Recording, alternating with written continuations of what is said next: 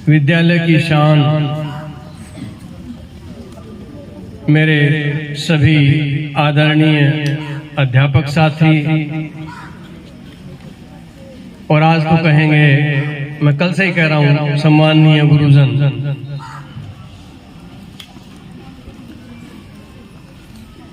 हमारे विद्यालय के बाबू अनिल जी, उमेश सिंह और mid day meal worker Hamida, Suman और मेरे प्यारे विद्यार्थियों, जैसा कि पूर्व वक्ताओं ने हमारे विद्यालय के वरिष्ठ प्रवक्ता श्रीमती गीताबो देवी जी और आप में से भी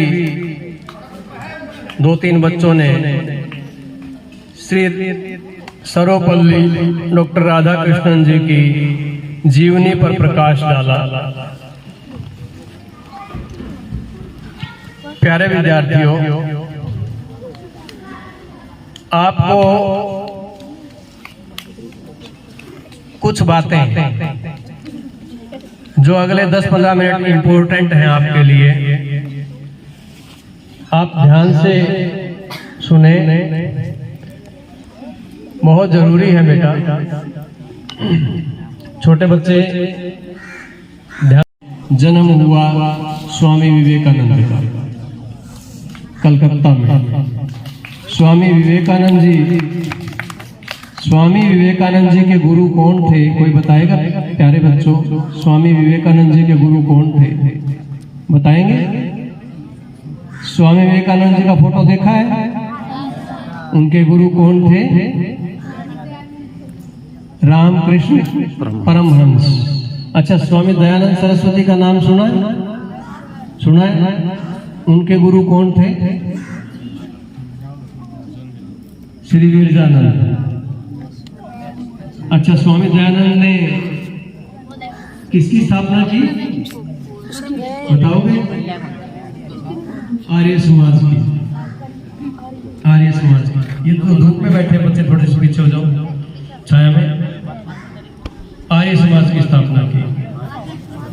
तो 1863 ईस्वी में स्वामी विवेकानंद जी का जन्म हुआ। बड़ी फ्लुएंट इंग्लिश बोलते थे, इंग्लिश स्पीकर थे, दार्शनिक थे।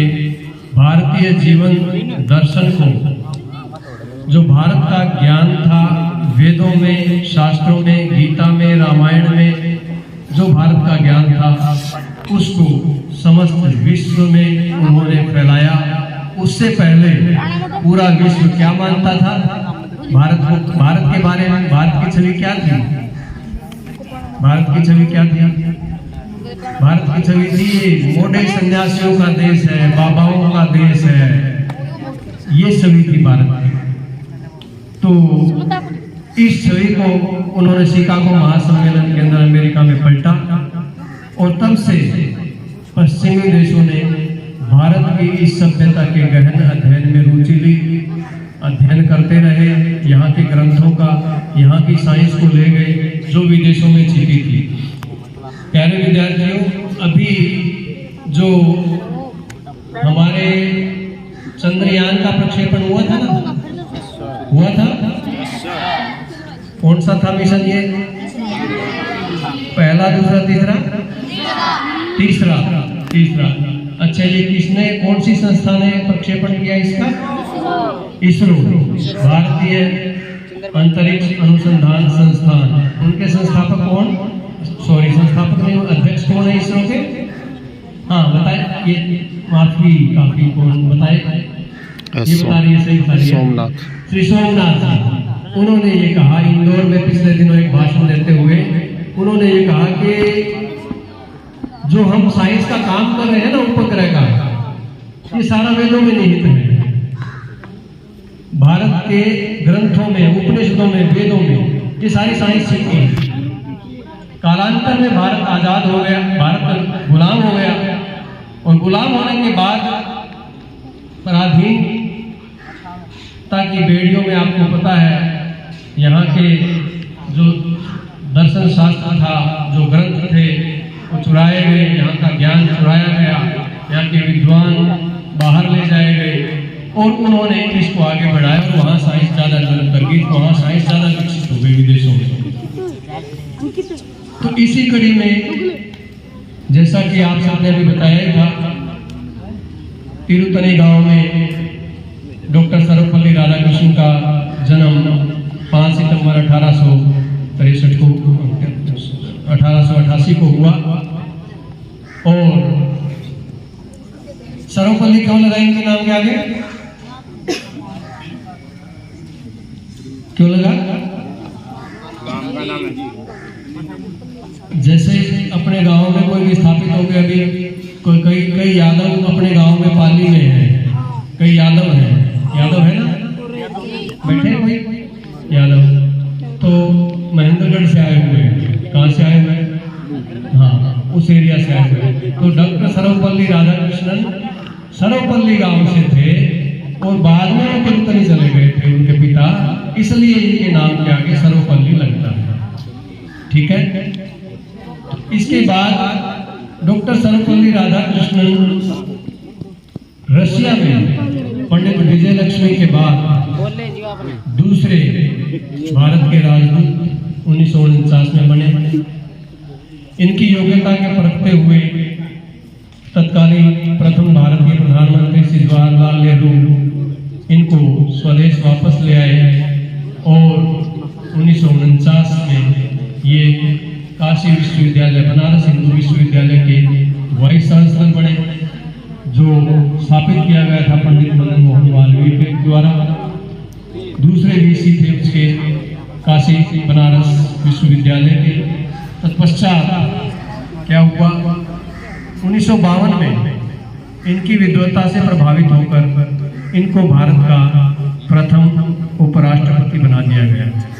1952 से लेके 1962 तक ये भारत के प्रथम उपराष्ट्रपति रहे। कौन बेटा? कौन? ये पीछे वाले डॉक्टर सर्वपल्ली राधाकृष्णन। तो इसके बाद क्या हुआ, 1963 में और 62 से लेकर 67 तक ये भारत के दूसरे राष्ट्रपति हुए। पहला राष्ट्रपति कौन था? भारत का पहला राष्ट्रपति कौन था? भारत का पहला राष्ट्रपति कौन था? कौन था बेटा? बताओ। डॉक्टर राजेंद्र प्रसाद भारत के पहले राष्ट्रपति। ये दूसरे राष्ट्रपति कौन थे? सर्वपल्ली राधाकृष्णन। 1962 में 63 में इनके कुछ शिष्य जब ये राष्ट्रपति थे तो इनका जन्मदिन मनाने के लिए आए और बोले कि क्या गुरुजी हम आपको क्या भेंट दें। तो इन्होंने ये कहा कि मेरे लिए यही भेंट है कि मैं शिक्षा से जुड़ा हूँ, तो एक ही भेंट है कि मेरा जो जन्मदिन है ना, इसको शिक्षक दिवस के रूप में मनाया जाए। ऐसा उन्होंने कहा था। तब से लेकर आज तक भारत सरकार और सभी राज्य सरकारें क्या मना रही है? 5 सितंबर को शिक्षक दिवस के रूप में मना रही है।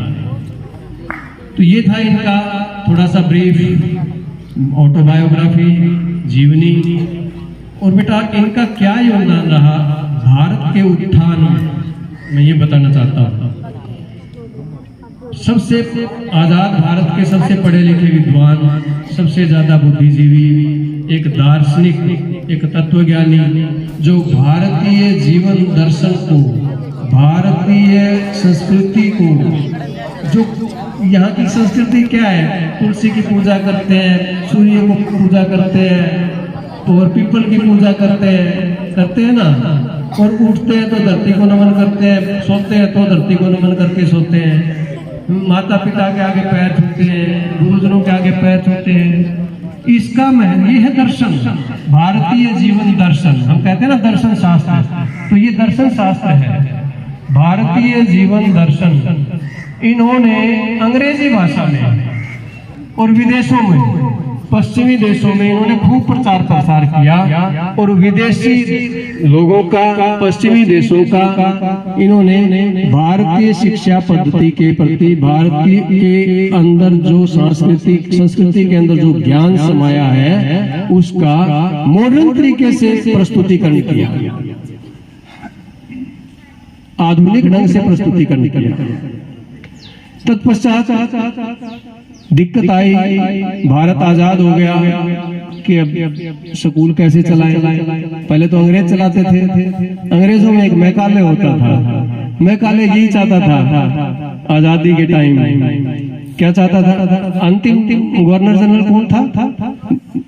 लॉर्ड बताओगे? अंतिम वायसराय लॉर्ड माउंटबेटन। तो उस समय मैकाले था और मैकाले ये चाहता था कि यहाँ पे शिक्षा इतनी, अगर ये विद्वान बन गए ना तो ये सारे वर्ल्ड से आगे निकल जाएंगे। इनको क्या रखो, ऐसा ही रखो और इनको यूज करते रहो, पढ़े लिखे इतना ही पढ़ा दो कि ये क्लर्क बन जाए, बाबू बन जाए और हमारी मानते रहे। वो यही चाहता था, उसी शिक्षा पद्धति पे भारत चलता था। ये पंडित जवाहरलाल नेहरू जो प्रथम प्रधानमंत्री थे, ये शिक्षा नीति बनाने का बोझ डॉक्टर सर्वपल्ली राधाकृष्णन के ऊपर डाला कि आप ऐसी शिक्षा नीति बनाएं कि जो सर्वमान्य हो, हमारे भारतवर्ष को आगे लेके जाए। ऐसा विश्वविद्यालय शिक्षा हो, ऐसी स्कूली शिक्षा हो, ऐसा स्वरूप हो। तो उसके बाद सर्वपल्ली राधाकृष्णन की अध्यक्षता में एक बात बोल गए कि ये संविधान सभा के भी सदस्य थे। तो सर्वपल्ली राधाकृष्णन जी की अध्यक्षता में शिक्षा आयोग बना। फिर इनके बाद मुदालियर कमीशन आया, वो शिक्षा नीति चलती रही, किताबें छपी, कंटेंट डाले गए कि हिस्ट्री में क्या पढ़ाना है, साइंस में क्या पढ़ाना है, मैथ में क्या पढ़ाना है, ये सब हुआ।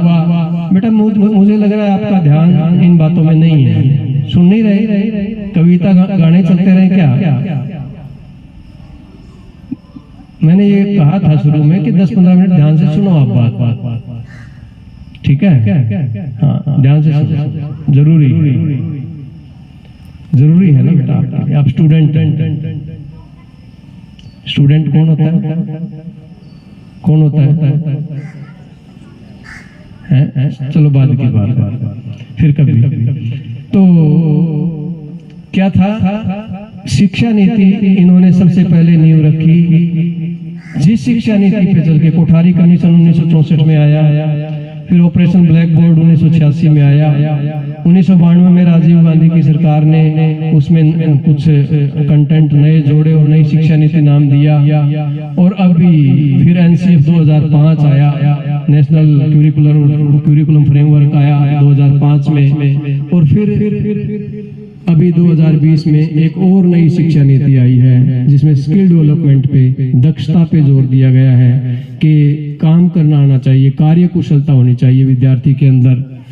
तो इस तरह से नई ये शिक्षा पद्धति चलती आई, जिस शिक्षा पद्धति पर जो इनकी देन है, किसकी? Doctor Sarvepalli Radhakrishnan, doctor APJ Abdul Kalam का नाम सुना है? अब्दुल कलाम का दूसरा नाम क्या है? Missile man. इन्होंने कौन सी बुक लिखी थी? The ignited mind. कौन सी? The ignited mind. Doctor Kalam हमेशा कहते थे फेल तो पास होने की सीढ़ी है, फेल होना पास होने की सीढ़ी है, इस तरह से कहते थे। फेल होना कोई बड़ी बात नहीं है। चंद्रयान कौन सी बार में सफल हुआ? तीसरी बार में। पहले 2 बार क्या हुआ? फेल हुआ, ठीक है ना? तो ये नहीं मान लेना कि हमें फेल होना है पहले 2 बार में, तीसरी बार में पास होना है, ऐसे नहीं। तो क्या हुआ बेटा फिर? डॉक्टर कलाम, स्वामी विवेकानंद और डॉक्टर सर्वपल्ली राधाकृष्णन आधुनिक भारतीय शिक्षा पद्धति को colleges, university, engineering college, medical college, ये सारे आज जिस रूप में है उस रूप में इनको विकसित करने का श्रेय इन तीनों हस्तियों को जाता है। सरकारों का सपोर्ट तो चाहिए ही था, लेकिन इन तीनों हस्तियों को जाता है। तो इस प्रकार से ये शिक्षा पद्धति इनकी देन है, इसीलिए तो हम इनका नमन करते हैं। इन्हीं की शिक्षा दी हुई शिक्षा नीतियों पे हम पढ़े हैं, आपके आगे टीचर हैं, और हमारे टीचर पढ़े हैं जिनसे हम पढ़े थे। इन्हीं की शिक्षा नीति जो बनाई हुई थी उन्हीं के ऊपर चल के पढ़े हैं, तो आज आपको शिक्षा दे रहे हैं। आगे आप जो बनेंगे तो आप शिक्षा दोगे समाज को, तो ये इन्हीं की देन है। तो ये बात आपको ध्यान में रखनी है हमेशा। इनका योगदान जो है शिक्षा के क्षेत्र में याद रखना है। सर्वपल्ली राधाकृष्णन जी, स्वामी विवेकानंद और डॉक्टर APJ अब्दुल कलाम, इनका नाम, इनकी जीवनी जब भी फुर्सत मिले इनको पढ़ते रहा करो। इनसे बहुत प्रेरणा मिलेगी आपको। सब गरीब थे, हम कहते हैं कि हम गरीब थे, ये भी सब गरीब थे। हम कहते हैं कि हमारे को इंग्लिश नहीं आती, इनको भी अपनी अपनी भाषा आती थी। तमिलनाडु के थे, उनको तेलुगु आती थी। राधाकृष्णन जी तमिलनाडु के थे, बंगला आती थी स्वामी विवेकानंद को। अब्दुल कलाम को तेलुगु आती थी, तमिल आती थी। तेलुगु तो सॉरी आंध्रा की है, तमिल है तमिलनाडु की। तो इस तरह से भाषा, लगन के आगे भाषा और गरीबी ये सारे मायने नहीं रखते, ये कोई अड़चन नहीं होती। तो बेटा आगे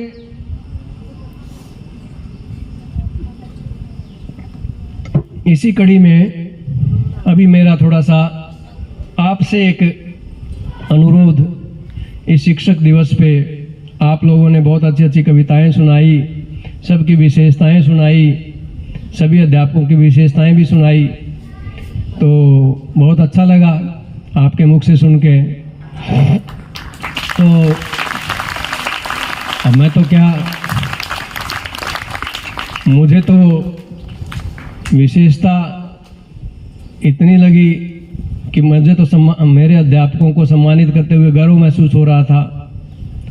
तो विशेषताओं के तो भरे हैं, तो आप के टीचर तो विशेषताओं से भरे हैं।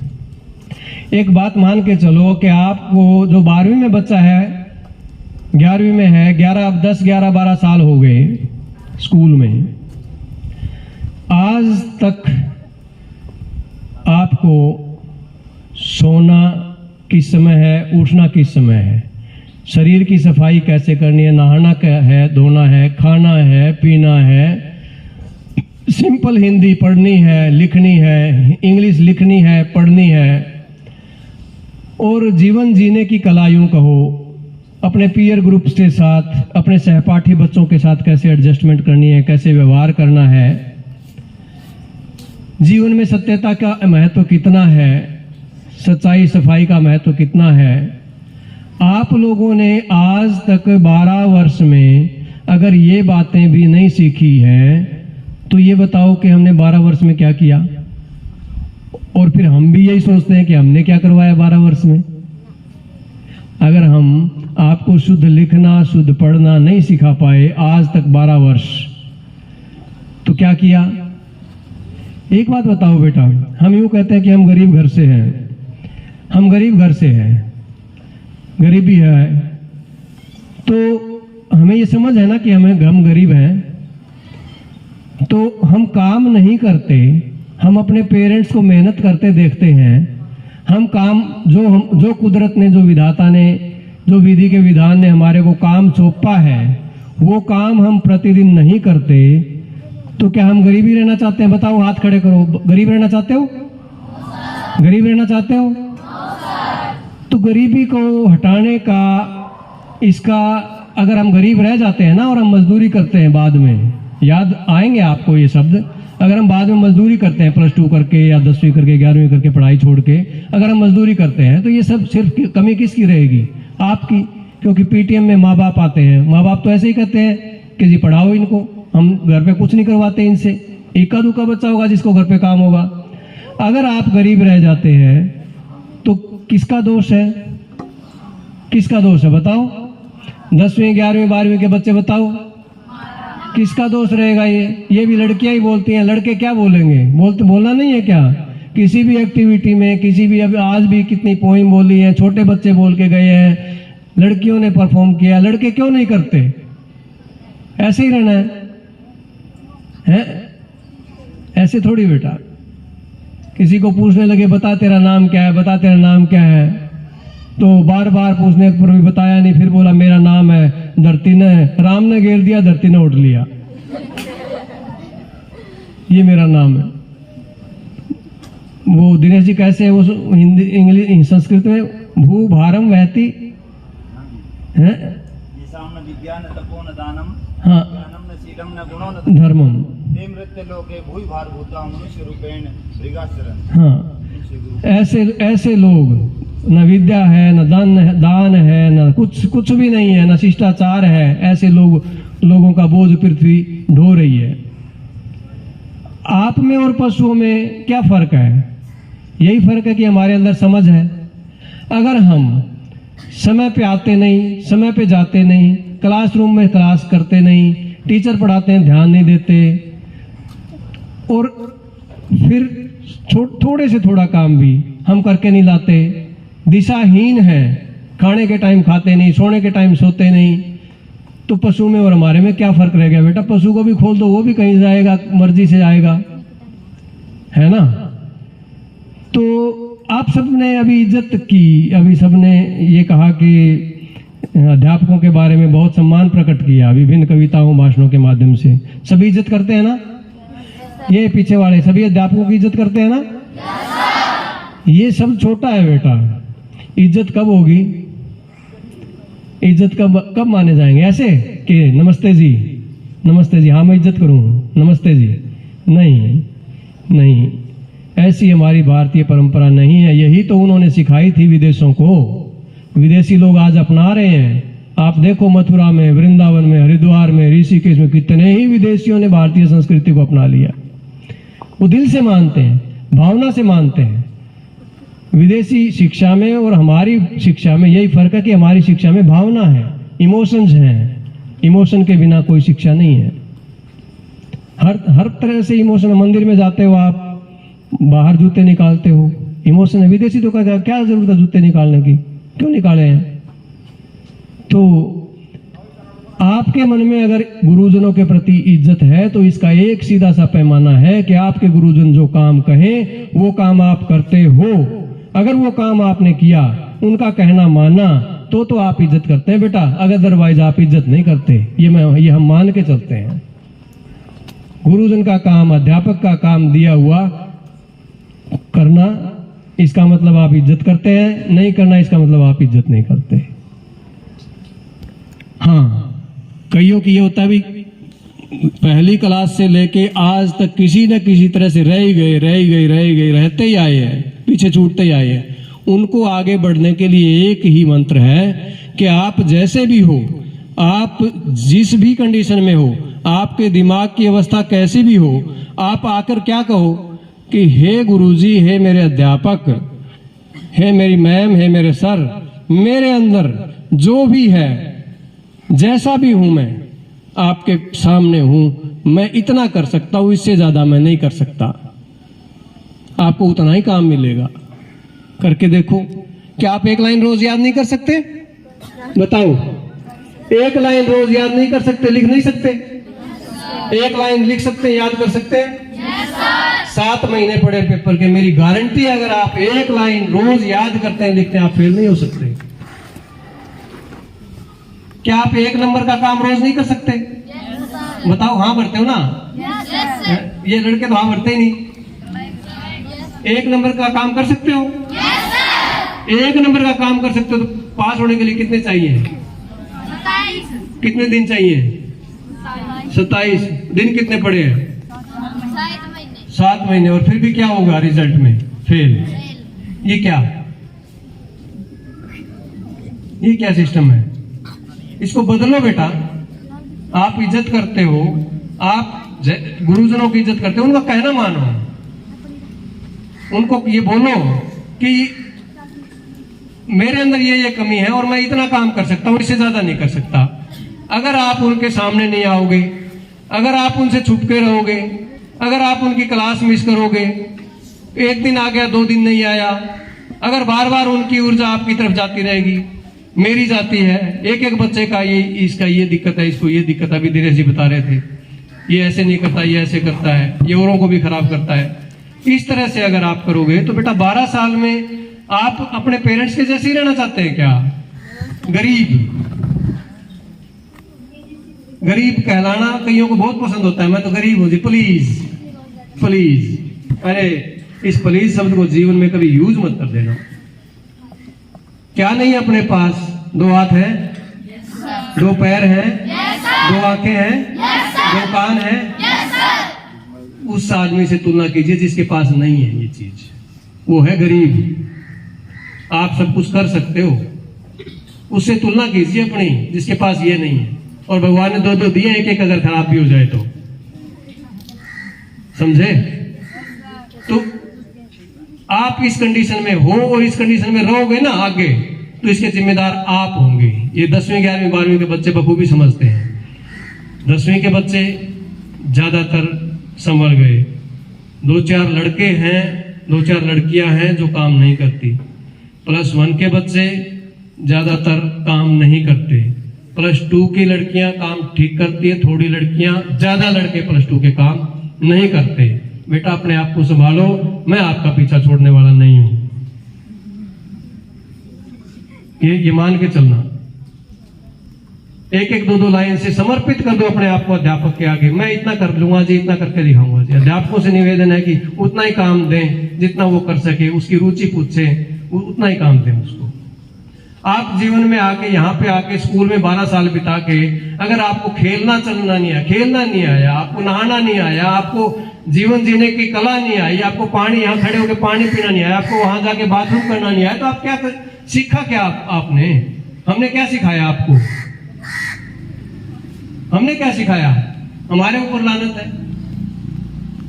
तो ये भारतीय शिक्षा है, ये वेस्टर्न पश्चिमी शिक्षा ये नहीं करती। ये भारतीय शिक्षा, अध्यात्म दर्शन, जो भारतीय जीवन दर्शन है ना, वो ये सिखाता है, जीवन जीने की कला सिखाता है भारतीय दर्शन, भारतीय शिक्षा शास्त्र। ऐसी शिक्षाओं का प्रचार प्रसार सर्वपल्ली राधाकृष्ण ने विदेश में किया था जाकर के। तो हम आपसे ऐसे चाहते हैं कि आप टाइम पे आए, टाइम पे जाएं, यूनिफॉर्म में आए। बार बार ये टीचर कहते रहेंगे कल नहीं आया, परसों नहीं आया, क्या इसी में लगे रहेंगे हम? सारी उम्र एक झूठ, 100 झूठ, एक झूठ, मैं इसलिए नहीं आया, मेरे बाप ने ये काम कह दिया, मेरी मम्मी ने ये काम कह दिया, मेरे फादर ने ये काम कह दिया। फिर उस झूठ को छुपाने के लिए पता नहीं कितने झूठ बोलनी पड़ती है। क्या सिखाया हमने 12 साल में? झूठ बोलना सिखाया ना? तो बोलते तो हो आप लोग। घर के बाद फिर कहां आते हो? हमारे पास आते हो, हमने सिखाया फिर ये बेटा है। बोलो, मैं प्रतिज्ञा करता हूं कि जीवन में जब बिल्कुल मौत जैसी समस्या आएगी ना, तभी झूठ बोलूंगा, वरना झूठ नहीं बोलूंगा। बोलो, हाथ खड़े करो जिसने प्रतिज्ञा की। झूठ बोलोगे? देख लेना बाप, आपने हाथ खड़ा किया है, पकड़ेंगे फिर झूठ बोलोगे तो। पीछे वाले बच्चे हाथ नीचे करो। अनेक प्रकार की झूठ, पता नहीं क्या क्या। एक बात बड़े वो है विचित्र। मैं नरवाना में था, रोड पे स्कूल था। मैंने कहा तेरे माँ बाप को बुला के ले आ, तो बोला जी आज तो नहीं है। फिर कहा बुला के ले आ, आज नहीं आए, आज वो काम हो गया, आज वो, जैसे आप लोग झूठ बोलते हो, आज वो काम हो गया, आज वो काम हो गया, माँ बाप को नहीं आए। एक दिन आ गया, बोला जी अभी लेके आता हूँ, ले आया। तो मैंने उससे उसकी पत्नी का नाम पूछा, उसके पिताजी से, जो मेरे सामने उसका पिताजी था। मैंने कहा तेरे पत्नी का नाम क्या है, तेरे कितने बेटे हैं, तेरी कितनी बेटियां हैं? वो 1-2 तो नाम उसने बताए, बाद में वो उलझ गया। बोला जी मेरे को तो ये लेके आया था। बोला तेरे को 1 कप चाय पिला दूंगा, तो एक बार मेरा बाप बन जा। तो इस तरह से बेटा कहाँ जाना है हमें, कहाँ किस लिए आए थे, स्कूल में किस लिए आए थे, स्कूल किस लिए आए थे? विद्यालय विद्या का आलय है, विद्या का घर। विद्या की देवी सरस्वती वास करती है यहाँ पे, है? आप किस लिए आए थे और कहाँ जा रहे हैं? झूठ की दुकान है क्या ये? फिर सोचो ना, झूठ बोलते हैं बिना कारण है, बेवजह। काम नहीं कर पाए तो अनेक कारण है झूठ बोलने के, कॉपी पूरी नहीं कर पाए अनेक कारण है झूठ बोलने। तो झूठ को रोको। शिक्षक दिवस है बेटा, ये शिक्षक आपको प्रेरणा दे रहे हैं कि आपको ऐसे चलना है, ऐसे लाइफ बनाना है। जीवन जीने की कला अगर आपको नहीं आई, तमाम ये जो बातें आपको वर्णन किया जा रहा है, जीवन जीने की कला, जिंदगी जीना है, तो ये कोई बात है कि किसी ने घर जाके कुछ कह दिया और वो जाके नहर में छलांग मार गया, किसी ने कुछ कह दिया और वो शराब सपरा पी गया, क्या शिक्षा ली थी है? तो ये बेटा सोचो इन बातों को। जीवन जीने की कला है, जैसे हो, जिस अवस्था में हो, आप तन मन से अध्यापक के आगे समर्पित हो जाओ, आपका बेड़ा पार हो जाएगा। ये मेरा वचन, आपका बेड़ा पार हो जाएगा। ये थोड़ा सा आपके बच्चों के प्लेटफॉर्म के पे बात थी। अब मैं बात करता हूँ कुछ संगठनात्मक ढांचे की कि मेरे आदरणीय गुरुजन, सभी अध्यापक वृंद, आप सबको इस विद्यालय में इस शिक्षक दिवस पर मुझे सम्मानित करते हुए बहुत गर्व महसूस हो रहा है। आप सबकी विशेषताएं, एक एक की विशेषताएं मेरे जहन में हैं। मुझे कभी ऐसा नहीं लगा कि आप अलग अलग हैं। एक यूनिट के रूप में, एक इकाई के रूप में मैंने हमेशा आपको काम करते देखा है। कोई भी कार्य हो, जी जान से सारे इकट्ठे होकर जुट जाते हैं। तो ये आपकी खूबी है, कला है, विशेषता है। इस संगठनात्मक ढांचे को और ज़्यादा मजबूत करने के लिए मेरी आपसे एक दो सलाह है। जब हम संगठन में होते हैं तो एक दूसरे से हम तुलना नहीं करते, क्योंकि हम परमात्मा की संतान अतुलनीय हैं। हर व्यक्ति की किसी के साथ तुलना नहीं की जा सकती, हर बच्चे की नहीं की जा सकती। माँ बाप भी कहते हैं ये ऐसा है, ये ऐसा है, मेरे दो बच्चे हैं, तुलना क्या है इनकी, इसमें अलग गुण है, इसमें अलग गुण है। विशेषताएं सबके अंदर हैं, किसी की तुलना नहीं हो सकती। हर हस्ती अतुलनीय है। किसी में कोई गुण है, किसी में कोई गुण है। अब मैं नाम लेके ज़्यादा समय क्या लूँ, अनेक प्रकार के गुण हैं, तब जाके ये एक खुशबूदार गुलदस्ता बनता है। तो विशेषताओं का भंडार हैं आप लोग। संग कमी ना हो, जिसमें कोई कमी ही नहीं है, परिपूर्ण है, वो धरती पे रह के क्या करेगा। तो संगठनात्मक ढांचे को और मजबूत करने के लिए हमें किसी की कमी कमजोरी को देखते हुए भी नजरअंदाज कर देना चाहिए, ऐसा मेरा आपसे आग्रह है। हमें आपस में एक दूसरे की बात करने की बजाय एक दूसरे से बात करनी चाहिए।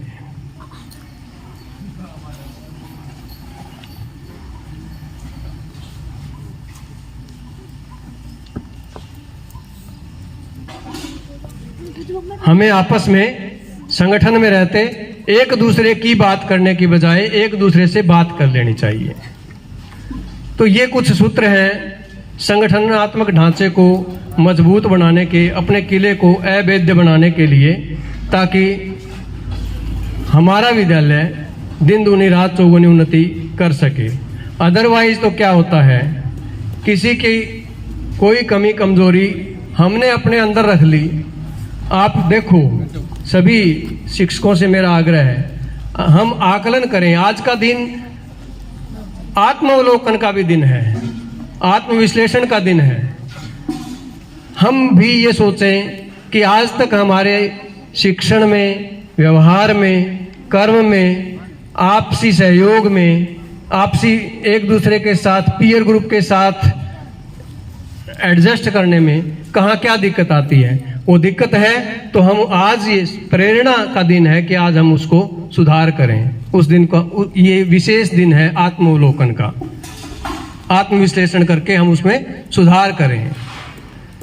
ऐसे ही हम बेवजह मान लीजिए किसी की कोई कमजोरी है, हमने उसको अंदर मन में रख लिया, जब तक हम उसको दूसरे को सुनाए नहीं गए, वो दूसरा हमें 2 दिन बाद मिलता है, 3 दिन बाद मिलता है, तब तक हमारा जो ब्रेन है, माइंड है, ये अंदर से सॉफ्टवेयर है ना, ये गल चुका होता है, खत्म हो जाता है। और सॉफ्टवेयर अगर खराब हो गया, माइंड और दिमाग और मन खराब हो गया, तो हार्डवेयर यानी उसका शरीर के ऊपर बहुत जल्दी इफेक्ट होता है। सॉफ्टवेयर खराब तो हार्डवेयर भी खराब। तन का रोग, मन का रोग, और रिजल्ट क्या होता है? Performance week. हम जो सीखना चाहते हैं, सीखने सिखाने की प्रक्रिया अध्यापन काल में सारी उम्र चलती है, वो हम नहीं कर पाते, या पूरी क्षमता के साथ, दक्षता के साथ हम नहीं कर पाते और प्रभावित होते रहते हैं। तो हम ये सोचें संगठन में रहते हुए कि हमारा दिमाग डस्टबिन है क्या? डस्टबिन यानी जिसमें क्या डालते रहो? कूड़ा कचरा डालते रहो, इधर का डाला उधर का डाला। तो ये हमारा दिमाग डस्टबिन नहीं है। पवित्र कहावत है कि शेरनी का दूध सोने के बर्तन में रुकता है। पवित्र बुद्धि, शुद्ध बुद्धि, क्लियर बुद्धि, साफ ऐसी रखें कि और नवाचार, नया नया ज्ञान, इनोवेटिव एजुकेशनल टेक्निक्स हमारे माइंड में आती रहें और हम उनको अपने जीवन में अपनाते रहें, समाज को आगे बढ़ाते रहें। मेरे प्यारे अध्यापक साथियों, जो अध्यापक है, अध्यापक का रूप ले लिया, गुरु का ले लिया, गुरु और अध्यापक तक सीमित है। सतगुरु तो नहीं कह सकते हम, सतगुरु तो कोई भी नहीं है संसार में। एक परमपिता परमात्मा शिव के सिवाय जो कोई किसी की सदगति कर दे, ऐसा तो कोई गुरु है नहीं। व्यक्ति की सदगति नहीं कर सकता। तो हम ये मान के चलें कि किसी के भी अवगुण, बुराइयां, कमियां, कमजोरियां सब में हैं, वो हम देखते हुए भी नज़रअंदाज कर दें। संगठन का ये नज़ाकत है, संगठन ऐसी मांग करता है आपस में एक दूसरे से, तभी हमारा स्कूल फले फूलेगा, आगे बढ़ेगा। तो ये संगठनात्मक रूप से आप और हम, ये बच्चे और ये हम अध्यापकगण, छोटा सा परिवार है। जैसी मैंने बातें बताई हैं, प्यारे विद्यार्थियों, इनका अनुकरण कर आपको आगे बढ़ना है और अपने आप को अध्यापकों के आगे समर्पण भाव रखना है। आगे हम बढ़ते जाएंगे। वो है ना, चरैवेति क्या है? चरैवेति, बढ़ते जाओ। अभी दिनेश जी तो सोच रहे हैं मैंने खत्म कर दिया। आज मेरा दिन है। हाँ, आज मेरा दिन है भाई। आप सबके सम्मान का दिन है ना।